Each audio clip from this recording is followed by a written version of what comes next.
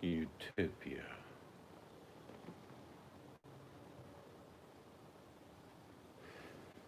Good evening, Tony.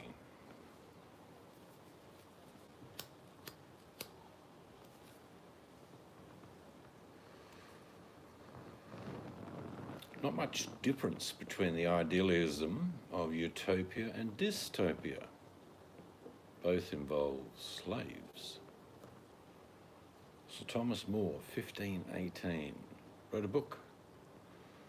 Yes, he wrote a book about an ideal world, which for centuries has been built upon for idealism. Thomas's book was basically communism, or fascism, whichever way you look at it, if you've got slaves, of course. And dystopia is the same, just a different way of saying it. But other than that deep thought, how are you going today, Tony?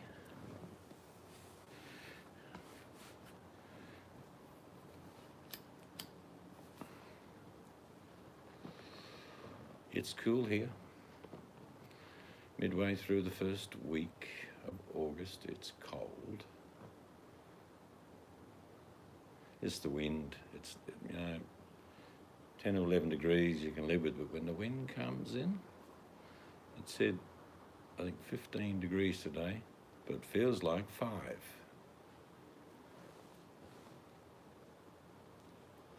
And you would have had another balmy 20-something day. Beautiful.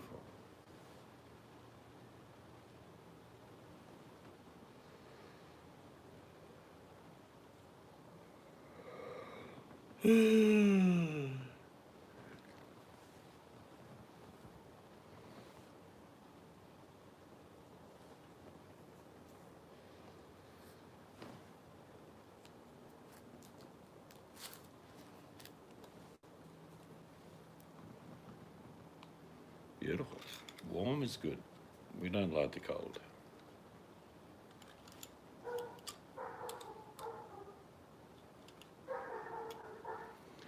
The hound of the Baskervilles.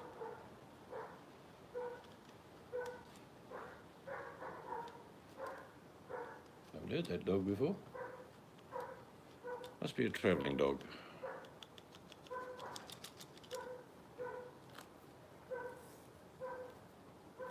Silence. That didn't work.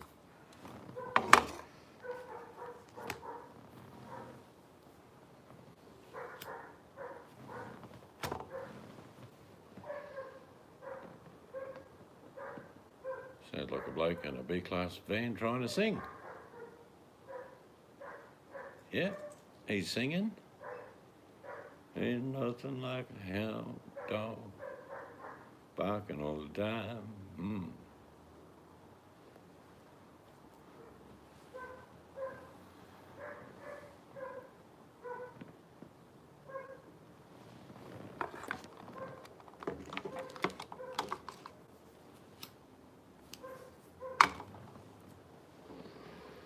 I see off the coast of Europe, they started doing, I wonder if there's going to be the death of the cruise ship. Probably went out a bit early, one would think. Welcome aboard HMS Petri Dish.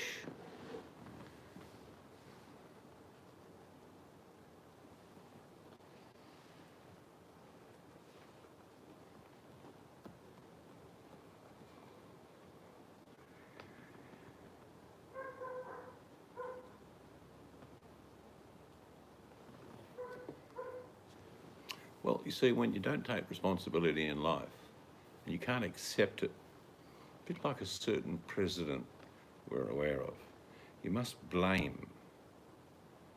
You must become bullshit man. What does that mean? Well, you blame everyone else. Someone else's fault. Raccoons are really aliens that have invaded the planet and trying to take over the meadow. And it's not my fault. I do everything perfect, of course. Speaker wire and a 1,000 amp battery. That should do the trick. Baby cat, pass me the scalpel. We're going in. I think what it is, it's so inane. It's like watching, this is how I used to describe that particular person. An inept Mr. Bean. Sometimes Mr. Bean would get it right. Not always, but sometimes. The mystical Meadowman never gets it right.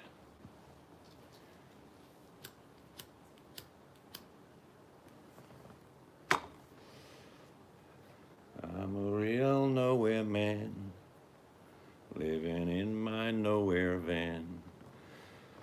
No one knows what I'm doing, nor do I. Nowhere man and baby cat, nowhere man. La la da da, nowhere man. The world is out to get you. Of course, everyone's against you. There's trolls everywhere. Yes, I think delusional paranoia would be a fitting label.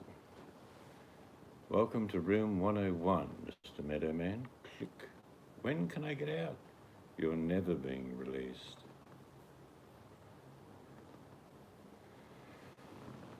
When you've got no control of your life and you basically know you're hopeless, you know it. I mean, you would often hear the words, I'm not an electrical engineer, I'm not a carpenter, I'm not an electrician, I'm not a cook. In other words, is already pretexting and setting up that something will fail. If it does fail, you don't blame me, you blame the tools, the merchandise, the weather, people hiding behind trees with troll-like looks on their faces.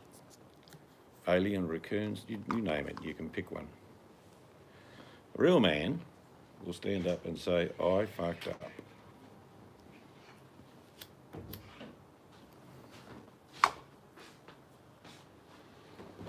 What did you do? No, just talking to Baby Cat subscriber Abbott. Baby Cat Monthly, now available at all news agencies. I think I'm going to make all apparent walking shoes, yes. I'll stick 10 watt panels on and they... Change his name. Hmm? Has Tony ever changed his name? No. No, he's a bit like a character that Monchichi makes. But Monchichi's carrier, little Larry, has character. Oh, okay. He's affable, he's funny. Oh, hi everybody in the room, because I'm not in there, so I don't know who's in there. In here, we've got Tony Abbott, Baby Cat, Monchichi and Donald Trump. What's Baby Cat? Yes, Baby Cat's been a long time follower. Iran-Contra. You're probably too young for that one.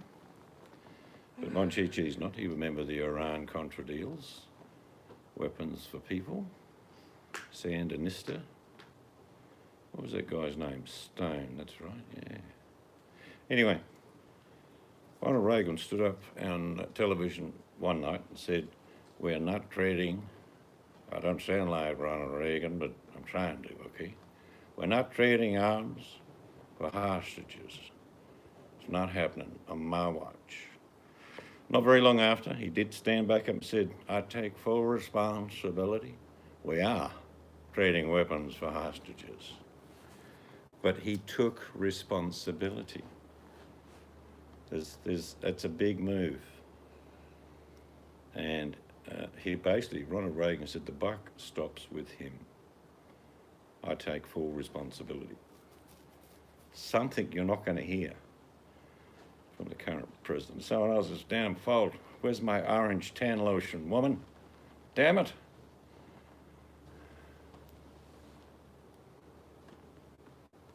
People always laugh at me. My hair is real, I'm telling you. It's my face. Is it raining? I think it's just the wind. I think they call the wind Mariah. Oh. Mariah. Mariah.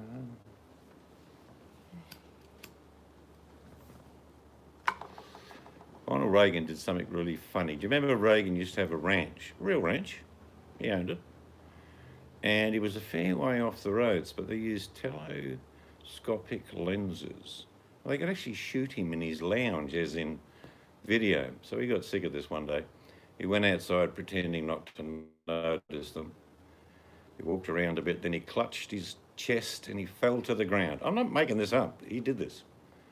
And he laid there for a couple of minutes.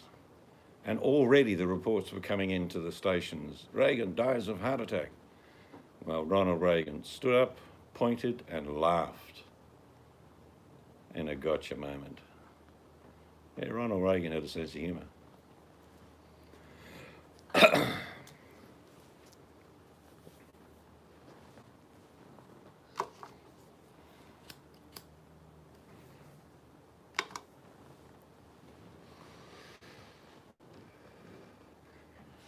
He had one of those, he was an actor, of course, Ronald Reagan, but he had one of them voices like he was telling a story tale to a grandchild. He'd always talk like this, and I want you to realise that Goldilocks is actually a hooker. She's just doing this for the money.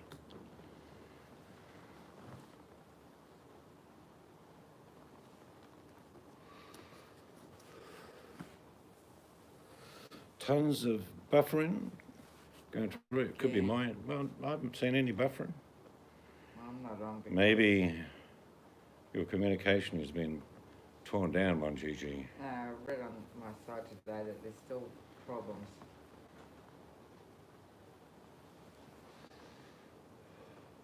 Of course, the biggest lie I heard a president say, other than the current one who lies about everything, was Bill Clinton. I have not had sexual relations, you can see my voice is quivering, with that woman. And under his breath he said, once. I've had it many times. But I have not had... Pass me a cigar, Monica.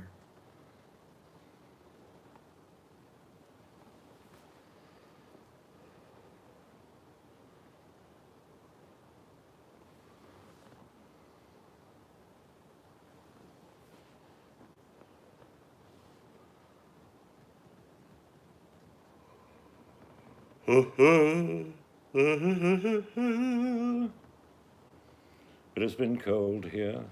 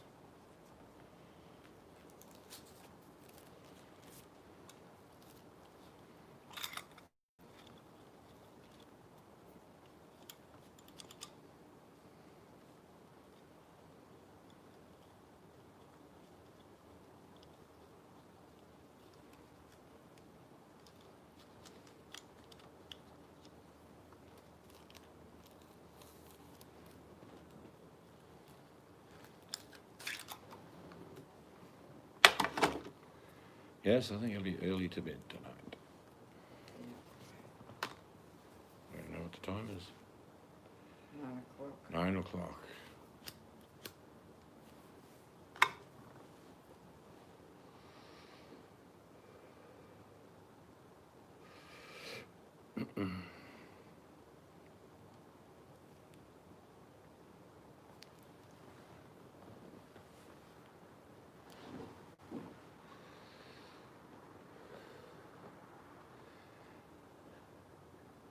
It's like you would think that it was scripted.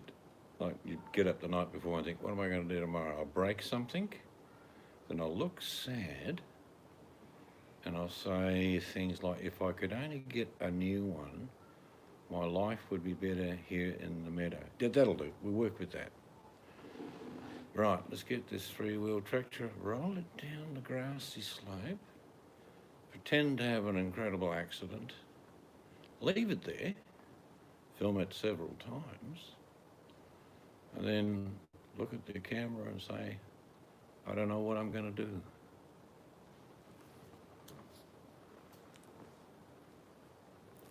Hello, High Country Fly Life, the international celebrity who'll probably have his own show on cable, probably Horizon or something like Discovery Channel.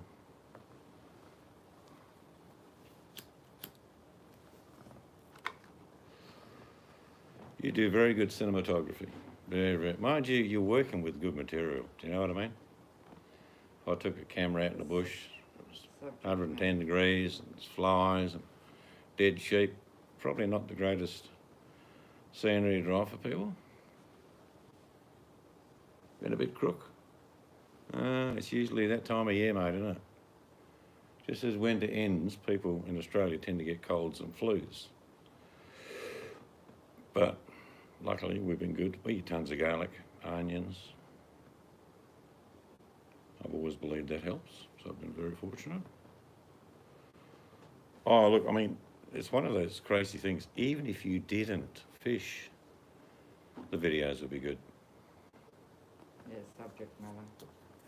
I remember seeing a guy many years ago. It wasn't in where you live, it was elsewhere in New Zealand, but he used to kayak. And scenery was stunning.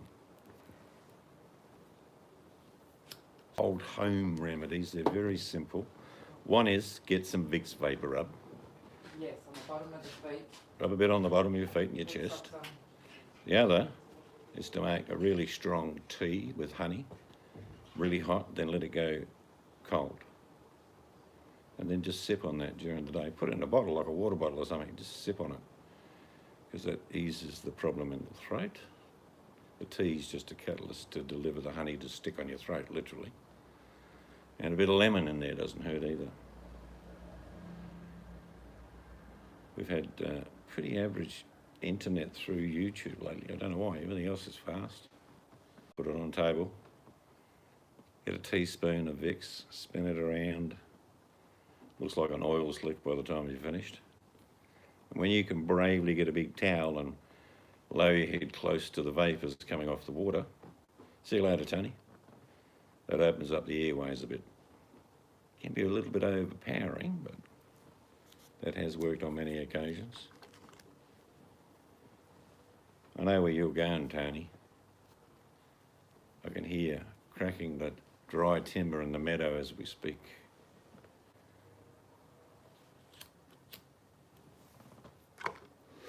G'day, Harris. Yeah, sorry about that. My internet speed is phenomenal here, 40 or 50.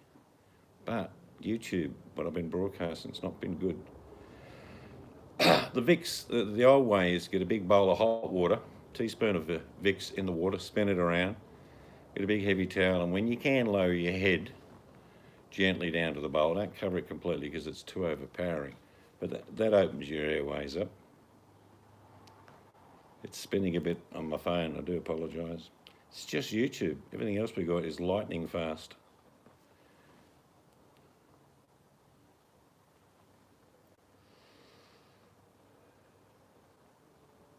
I think it just comes and goes.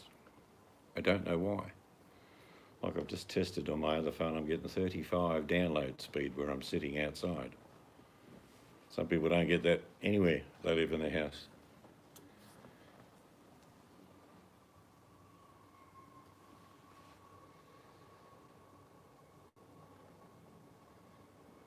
So I'm looking at my new phone, broadcasting, no spin. On my little phone, it's spinning. Yeah, but don't, just when you lower your head over the water, just do it within tolerance because it's very strong. And just take little breaths if you like. It's a bit like a vaporizer, I suppose.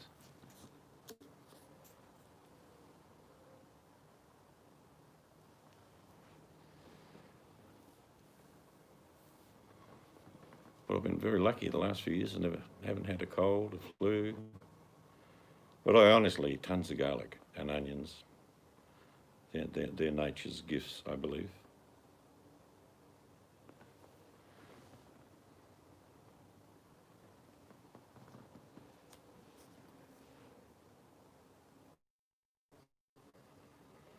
This is going to be a pain in the arse again tonight. Bit of spinning going on.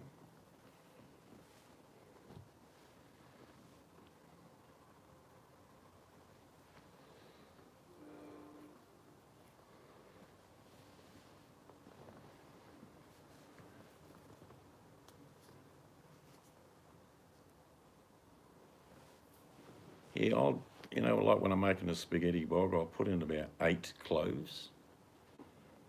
It's not overpowering at all. But I'll put in about 3 or 4 onions and about half kilo mince. So that's a lot of onions and garlic. But I truly believe it does help, no question.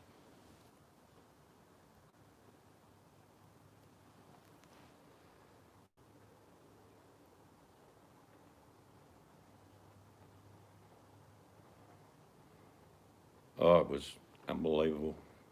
I've still got, we've had two meals each so far, plus the obligatory leftover lump of pork with pickles and cheese. No, I love garlic, it's good stuff, hammers. But we've got 4 big meals in the freezer still. But I didn't want roast pork, 4 nights in a row. But they're good for a month and a half, 2 months in the freezer. Just take them out the night before you want to eat them. Thaw them in the fridge, then reheat at about 150 degrees for about 35 minutes. Throw the dish in the bin.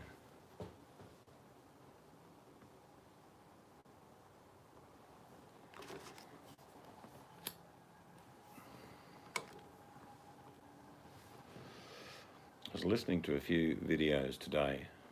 Different people, Republicans speaking. One was defending Mr. Trump with the words that, Mr. Trump, even though I'm a Republican, I'm going to say this, Mr. Trump basically does a bit of hyperbole. It's a fancy word for bullshit, by the way. Then I listened to a Democrat say, yes, Trump does hyperbole all the time. Why don't they just call it what it is? It's bullshit. Americans call it bullshit, Australians call it bullshit, definitely New Zealanders call it bullshit. When you exaggerate or exemplify a point that's not really true and use words like, it's my hunch, I have a gut feeling, and people in the media are very kind and say hyperbole. Well, no, it's bullshit. That's what we call it in Australia. I'm damn sure that's what they call it in Canada and the US.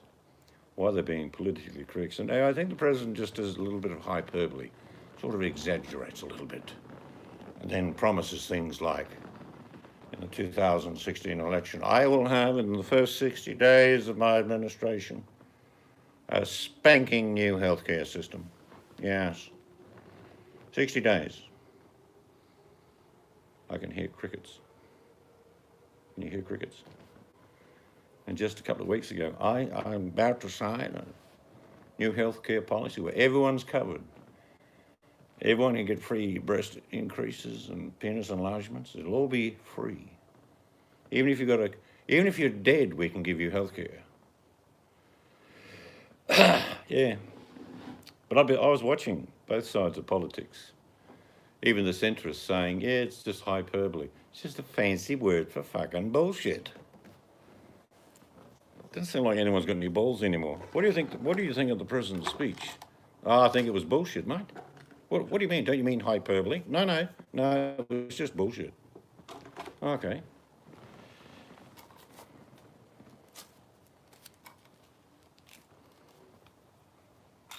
Hyperbole. That's what children do.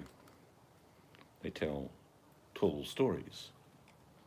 No, well, I went fishing and I nearly caught this fish. Did you, Johnny? And it got away, did it? Yeah, but I jumped down on the rocks and I rolled and it was about 6 foot long. Huge. And then it got back in the water, Mum. Johnny, are you telling the truth? Well, I lost a fish, Mum.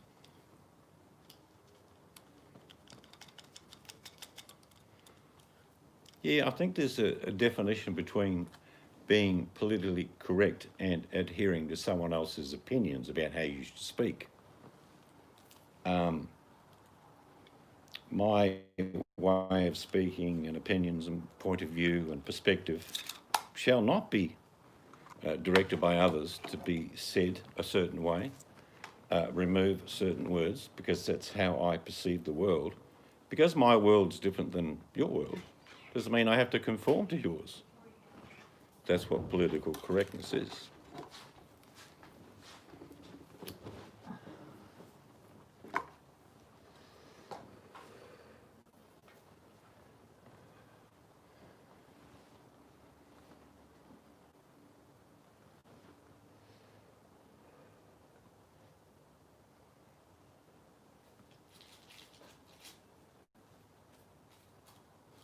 But I suppose the media will keep using that word, hyperbole. It's fucking bullshit, mate. Say it as it is.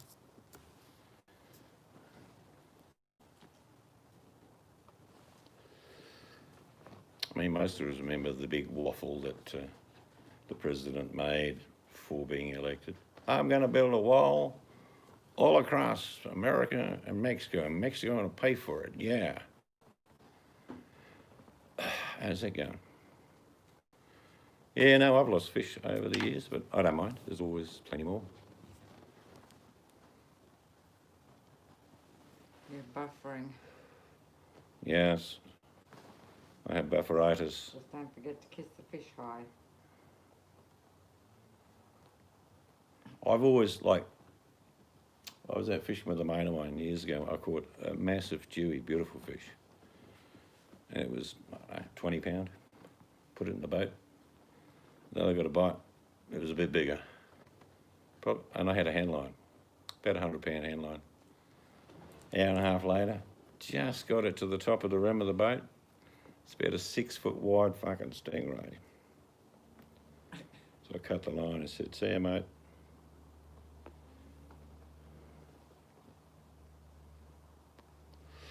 Be careful with trout, kissing a trout high. You know those little nippy teeth they have? I don't want to see your hair lip when you want to meet you. What happened to your lip, mate? Oh, it's trout got me.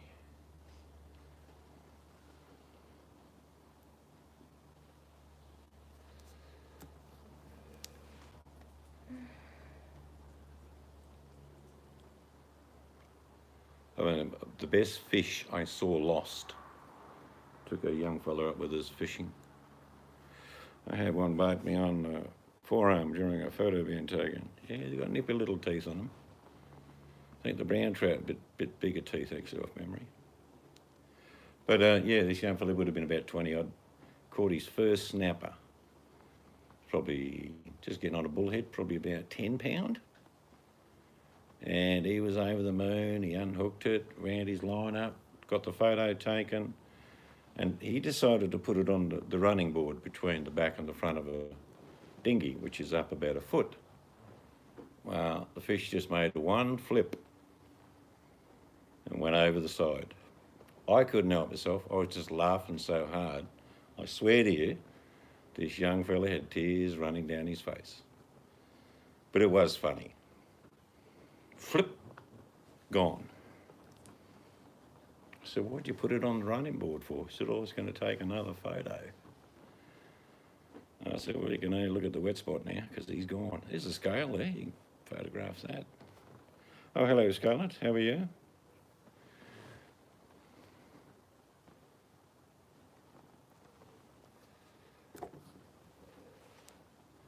Yeah, I've been fishing weird days. You just can't throw the line and not catch one. They're just going off, which sort of spoils the day a little bit because just end up throwing them all back at first because you want to go fishing. You don't want to go catching. If you're going to go catching, you'll be in and out in 5 minutes with a feed. Fake news, Scarlett, you'd be right. Probably.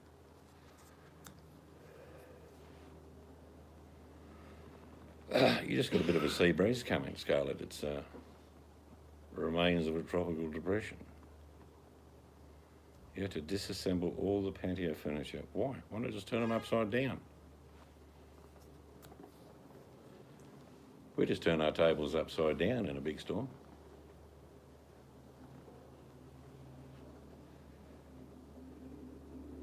Depends what furniture you've got. You did, but you took it apart, right, eh? sort of furniture you got? Must be old wooden bolt together stuff, I guess. Yeah, we do something crazy in Australia. When there's a big storm, we just chuck everything in the shed. That way nothing blows around. We'll tie it down. Iron chairs, all right, okay.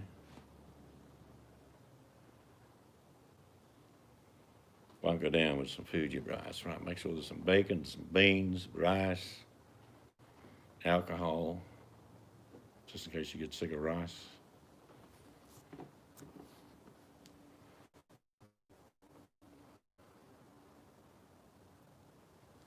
Haven't you got a tank above ground that you pump water into, Scarlett? Even if it's only like a 50-gallon tank, they're not that expensive to buy. G'day, VMac.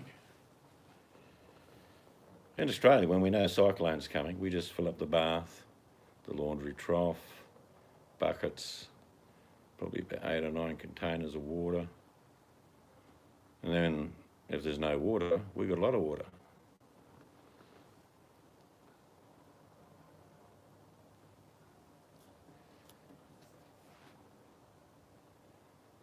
Yeah, but you can pump water up, Scarlett. Even if you've only got like a 10-gallon plastic container. 10 gallons is 5 days of water.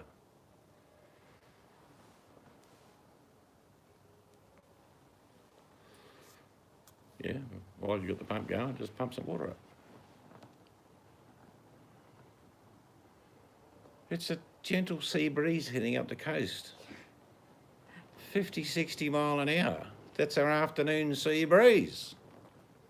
What are you guys going on about?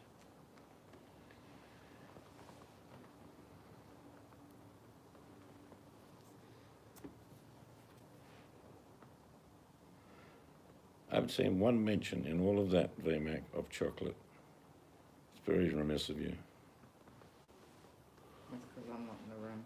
They must build houses in the US out of balsa wood, I think.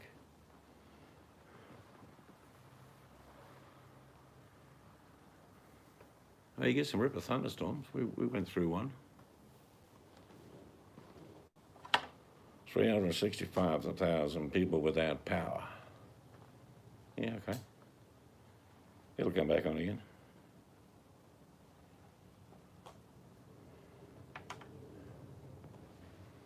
The chocolate is not mentioned because it's secret. You got a chainsaw, Scarlett? Then you'll be surrounded by big stumps.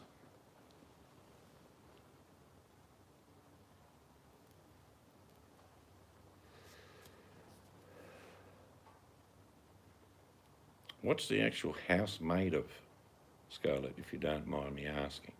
Is it a timber frame with cladding, or is it brick?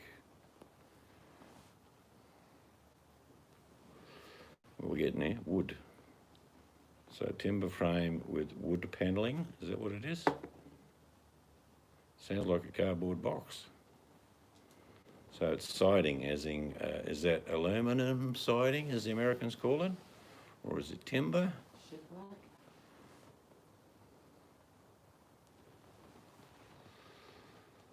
Vinyl. So you've got a wooden house with a vinyl cladding which can withstand winds of up to 30 mile an hour. That's not a house. That's a cubby house. We've got 45 tonne of concrete underneath us. We've got double brick with insulation between the brick and the roof. And it's cyclone or hurricane rated for 350 kilometres an hour. And that's law. That's not choice.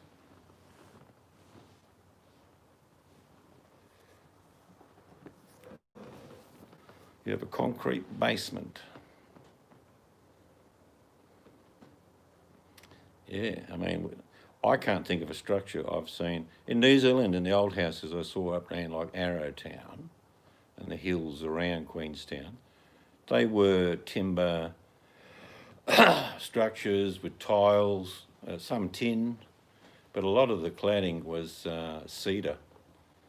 So it means that they're wind structured up to about 250 k's an hour. But vinyl siding will just blow away.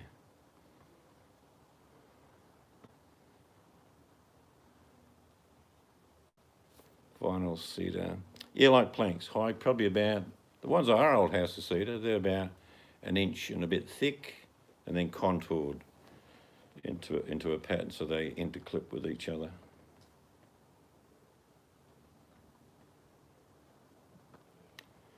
I have vinyl because I'm old and don't like painting every 5 years. No one paints every 5 years in Australia. I'm painting the front of the old cottage now, and that was last done in 1950. So we do it every 70 years here. But the old house is solid. It's Giara subframe, walls are Giara, timber, tiles. Do you have shingles? Was it a cladding?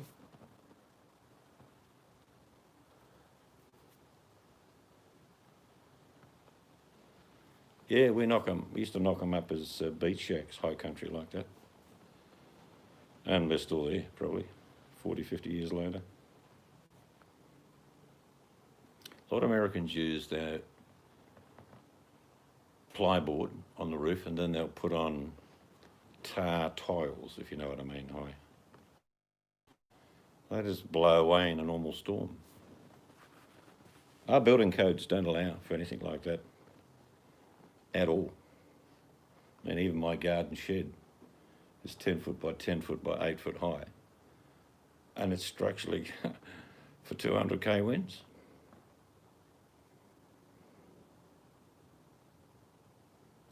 Yeah, it's very common. I've got friends. Yeah, they're like an asphalt tile. But they used to use shingles as well in Maryland, like timber shingles. Or slate shingles, you know, with the old slate. Used to get a few of them around New Zealand. A lot of slate mines in New Zealand. Quite a few of the old houses had slate tiles, but on a solid roof structure. I was watching a tornado video of one thing that, I think I'm back, one thing that trees are is unforgiving. 20 tonne of tree landing on a house, doesn't matter how it's built.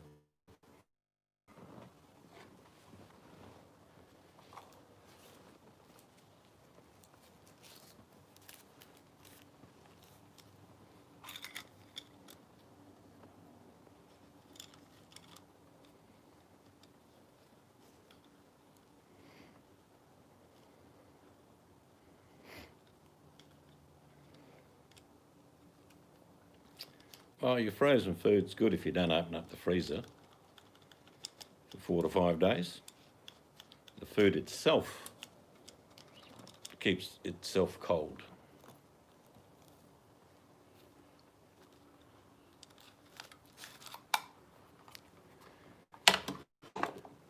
But here, if we're out without electricity for a period of time, the electricity company gives you money. Yeah, ours is brick. I've built 2 houses before this and they were both brick.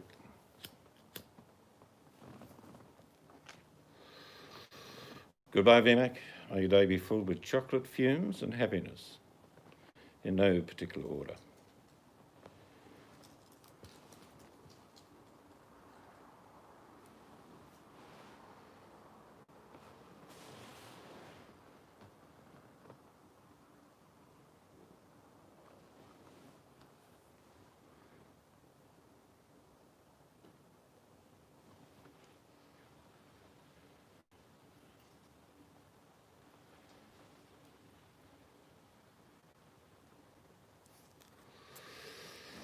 In our roofing structure with this house and other houses, there is probably $1,000 worth of stainless steel cable which goes across sections of the house and is bolted to the concrete. So it's like a impenetrable cage.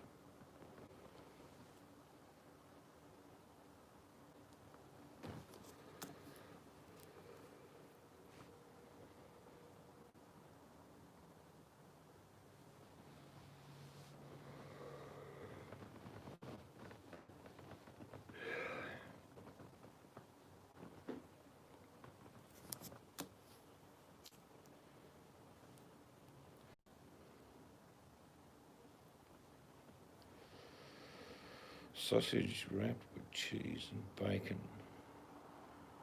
Maybe you're thinking about a prawn wrapped in bacon. Because I think the cheese and bacon one was Danny's. Can't really wrap a sausage with cheese and bacon. Cheese would just melt away. Mind you, it sounds good. But prawns wrapped in bacon. I'll do it. I'll do it one day. It will happen. I'm just a cook, Scarlett, and I really do just work on one principle. It has to taste good. If I can't through, I care what it tastes like. Yep, I'll do the prawns. Normally I do a garlic sauce with that, with a little mountain of rice in the middle, garlic sauce, prawns cooked in bacon. Tastes nutty when you do that, when you do the prawns wrapped in bacon. Do them under the grill. You're only cooking the bacon. The prawns take no time to cook, so you've got to wrap the prawn pretty well. Prawns cook in about, well, you have prawn in a cocoon and tomb of bacon. Yeah, all I do is I always leave the tail on my prawn because it's easier to pick up then. You don't need to stick them on skews, you just stick them in a bit of foil under the grill and get the bacon crispy. Don't worry about the prawn, turn it over, get the other side crispy. Just make a simple garlic sauce up, which is just garlic, crushed, heated, cooked through a little bit for about a minute and a bit. Add some cream, reduce it, let it bubble a little bit, and then pour it over the top of the bacon encrusted prawns. Yeah, tastes good too. Yeah, prawns are good.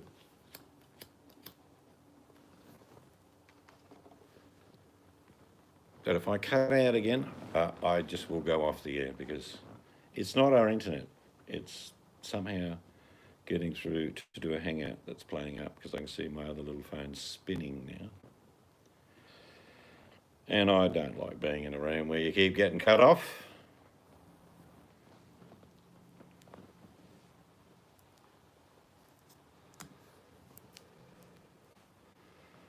Not really. I mean, I used to, when I was younger, when I was diving, this might sound weird, I used to take a plastic bag and it was a tiny bottle of Worcestershire sauce and some salt.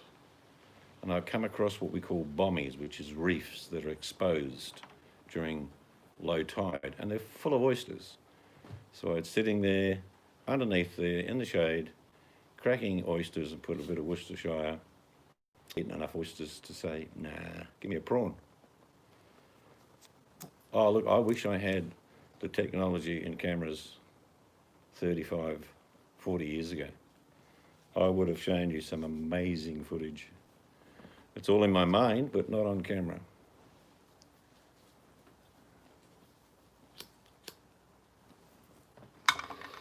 They're expensive, but they're easy enough to catch.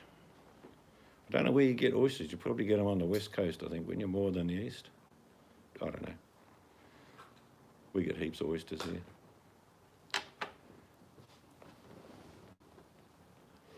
It's like crab. A lot of people love crab. It's okay.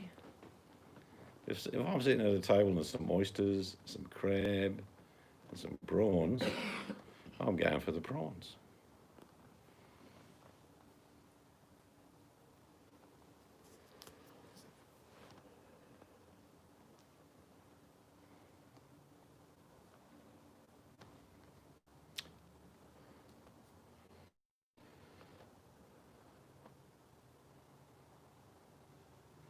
There's a lot of good food up on the East Coast. You know, there's the traditional fishing grounds all the way through from Canada, all the way down to the East Coast in America. Yep, New England.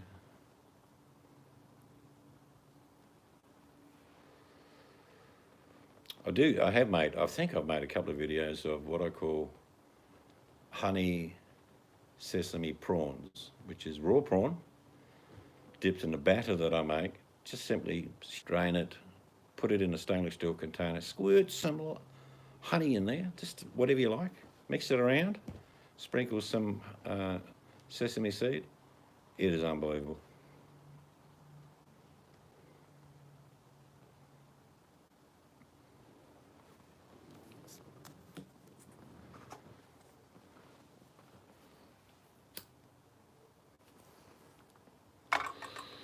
But my ultimate prawn dish is a big prawn. We're talking 8 inches at least long. Butterflied out, so it's normally about an inch thick at 8 inches long. Butterflied out to about 2.5, 3 inches. And then get a cream cheese, get a plum jam, so cream cheese, plum jam, whatever chili you like, and you mix it up in a bowl. It's predominantly cheesy, you know what I mean? And then you squirt it down the middle of the prawn. Then you wrap it up. Then you egg and breadcrumb it. And then you fry it gently. And it is unbelievable. It's the mixture. And you put a bit of ginger in there too if you want to get a bit fancy. But chili, cream cheese, whatever you want to put in there, pepper, but it's egg and breadcrumb. It comes out about 1.5 inches thick because I double bread when I do something that big. And it's just magnificent. If you only had 3 on the plate and you ate them, you'd probably turn around to the fridge and think, I might do that again.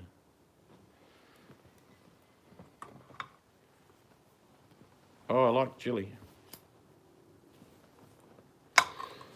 That's another reason I don't think I get too many colds or flus. Chili, garlic, onions. Wife's not big on chili. She'll allow me to put a bit of chili in to add flavour, like fresh serranos that are about 5 inches long, cut up. They're not really hot, and if you mix it in with whatever you're cooking, it's just the flavour you get. Hi says, to be fair, that's what I need right now, some hot spicy food to clear. Yeah, be a good idea. You must have chili in the house somewhere.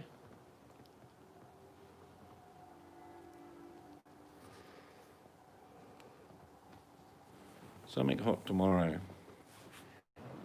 What would be an easy? I tell you it'll be a good because you're a bit crook. Yeah, with chilies. Plenty of chilies. But I think it's... All right, I think that's it. That's about the 10th time I've disappeared on you. I do apologise. It's not our internet, it's just YouTube.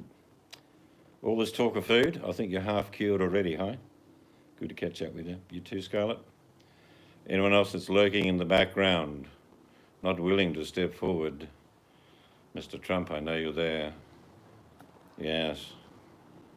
Hyperbole. What we Aussies call bullshit. Have a great day, and we'll see all of you again a different time. Get better. Hi. See you, mate.